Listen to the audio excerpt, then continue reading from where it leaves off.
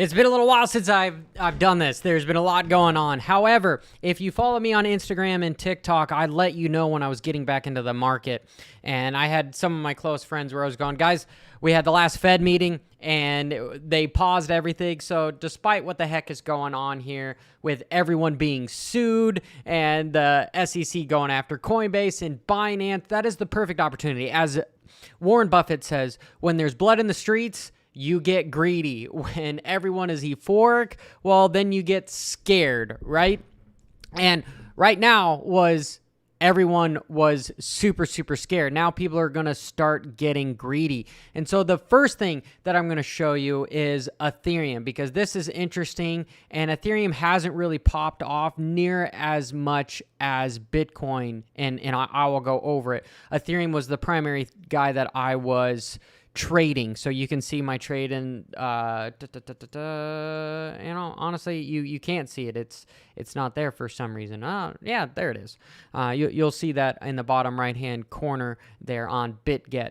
So this guy right here is a golden cross, and this is good. This is bullish. It's a delayed indicator, right? Most of these indicators, especially moving averages and exponential, simple, all of them. Exponential is a little bit faster than the simple moving averages. However, they can change from time to time. So you just got to be aware of that. And really the only thing you really need to pay attention to is price action. And that is by a lot of people's just what they're feeling, what the market is doing. What are people around you selling? Is there bad news? Is there good news? Right? And we got a little bit of good news, and this went up here because what's interesting is that the Feds, they paused interest rates. That should be, hey, it's not getting any worse to borrow money. It's not getting any more expensive. That was a massive deal for me. But then right after that, you've got the Binance news and the Coinbase news. So I started even more dollar cost averaging. I told everybody on my Instagram and TikTok that, like, guys,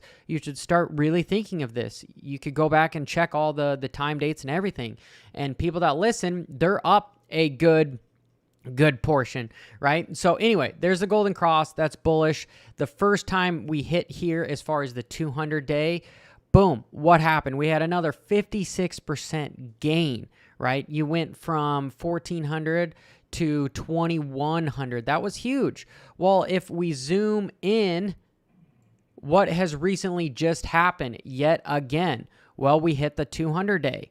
And this was at the time I was telling guys, hey, this would be a decent time to start getting in, right? Yes, this is risky because this could completely blow through.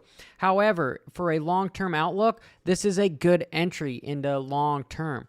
Everyone wants stuff cheaper and lower and blah, blah, blah. But when the opportunity arises, they don't, right? The last Bitcoin that I bought was at $18,000. And I know some of my friends, BitBoy Crypto, everyone over there, and some other people, they're like, hey, no, it's going to go to 10. And I'm not waiting, right? I watched it go from 30 to 20, and from 25,000, I started dollar cost averaging in. And so my actual average on that is about 18,000, because once it got to 15, I bought a half of one. So that brought my average up to about 18. And I'm happy with it. I'm happy with it. That was all the money that I had at the time. And truthfully, I wish I had more. However, that's the thing, is we always wish for better entry, all that kind of stuff. But right now, let's just do hypothetical. If we were to get another 52% gain, where would price take us? Right around $2,500. That is insane. That is ridiculous. That is ridiculous. So this is good. This is bullish. We're bouncing off of that 200-day. Let me look just here to see, well, it's pretty obvious here. 2,000 is going to be the ceiling. Our next little wall is right around 1,900, and that's where we're having resistance right now, is the 1,840. So we could see something happen and get into this range, but I really wouldn't be worried on a massive crash unless we're getting under 1,700 again. So really, we're having a wall at 19 on Ethereum, and 1,700 is the bottom. So if we hit back down to 1,700, I might reassess and relook to say, hey, I should add to my trade, or I should actually, I would get back into it. I'm not going to let this guy, I'm positive right now, so I'm not going to, I moved my stop up to the entry price, which is right around 17.25, right? So I've actually moved my stop to 1800. If things go below 1800, I'm out because I just need to lock in that stuff. But I'll look at re-entering if we break below 1700. So that's what I'm thinking on Ethereum. On Bitcoin is really the determining factor of all this stuff, because if we look, this triangle or it's actually a rectangle, this rectangle that I have is $30,000, right? We've had a hard time breaking above. Since the bear market of this time last year, a full year, we have hung out underneath 30,000. And right now we have another golden cross, which is great. Bitcoin got close to touching the 200-day. It touched here back in March, and we had a massive run-up. What was that run-up touching? Again, 57%, okay? So we got close, but not quite. I don't think we're going to potentially touch it yet again. We might get it close again, but I don't really think that's going to happen. Right now, what I'm concerned with is this block here is trying to get above 30,000. We got to 31,000, and previously we stayed in this area. If Bitcoin can stay in this range and stay above 1900, it's going to be massive. Absolutely massive. If I go to a larger time frame, how many times have we touched this $30,000 mark? Well, it's really only been twice. And typically what happens in most deals is, here, let me get an arrow going. Arrows are more happy. Okay, there's the first touch. Here's the second touch. We may have another one go down here. Usually the third one is the one that breaks through everything, and then it's off to the races, and now we're going to touch close to 40,000. If I go back to the daily, what is that looking like? Okay.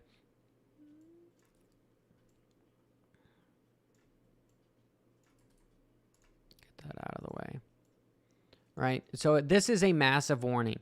We might not see upwards here until the end of the year, as far as breaking above 30,000. But I do think we are going to at least hold above 30,000 by like a substantial amount. I'm talking the $30,000 to $40,000 range. The big kahuna, the big day where Bitcoin goes up $5,000 in a single day. That's what I'm talking about. I do think we're going to hit 30,000 and maybe even hang out there for a few days before there's another crash. But there's a lot of shorts, right? There's a lot of people that are very bearish at this area.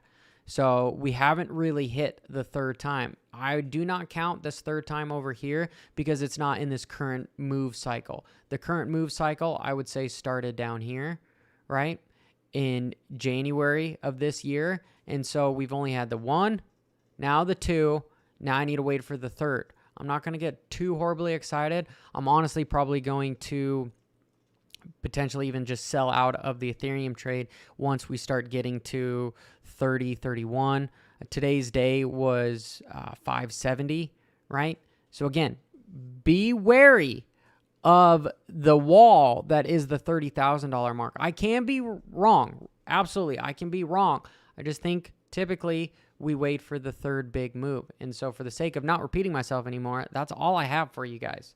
So until next time, I'm here to help you guys make some money. I do think that you have not missed out on anything. If you want to start dollar cost averaging in to Tesla, to Netflix, to Disney, to, Apple, these guys are all down. Even crypto, Ethereum, anything under 2,000 is great. Bitcoin, anything under 30,000 is great, except for you need to have quite a bit of money to make it worthwhile. If you put $100 into Bitcoin, you literally need Bitcoin to go to 60,000 to make 200. It doesn't work out mathematically for the average person. It's much better to put your money into something like Ethereum, right? Where you could put $100 to $500 and see a decent gain in a few years when that sucker hits 5 to 10 grand.